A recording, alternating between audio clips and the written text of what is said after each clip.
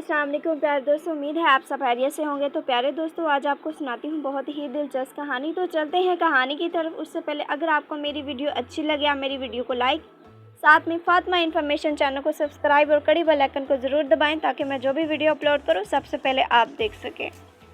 اسد نے اس مرتبہ خوب محنت کی، لیکن پھر بھی اسے یقین نہیں تھا کہ وہ عدنان سے آگے بڑھ سکے گا، اور جب نتیجہ آیا تو وہی ہوا۔ عدنان اول آیا جبکہ اسد دوسرے نمبر پر آیا۔ ہر سال اسد سالانہ امتحان کے لیے بہت محنت کرتا تھا، لیکن پھر بھی عدنان سے پیچھے رہ جاتا تھا۔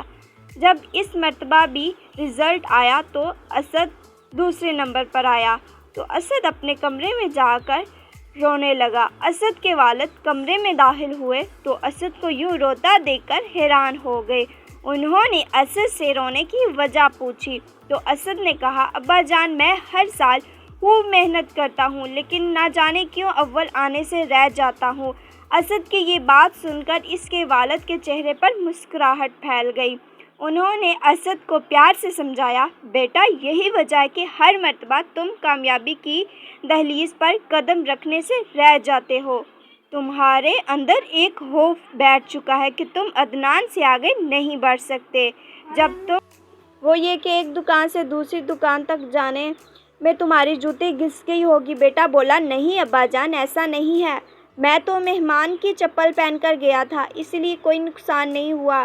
بیچارہ مہمان جو بڑی دیر سے کھانے کے انتظار میں بیٹھا ہوا تھا اور وہ فوراً اٹھا اور اپنی منزل کو روانہ ہو گیا، کہیں دوسرے وقت کے کھانے میں اسے مزید تکلیف نہ برداشت کرنی پڑے اور انتظار۔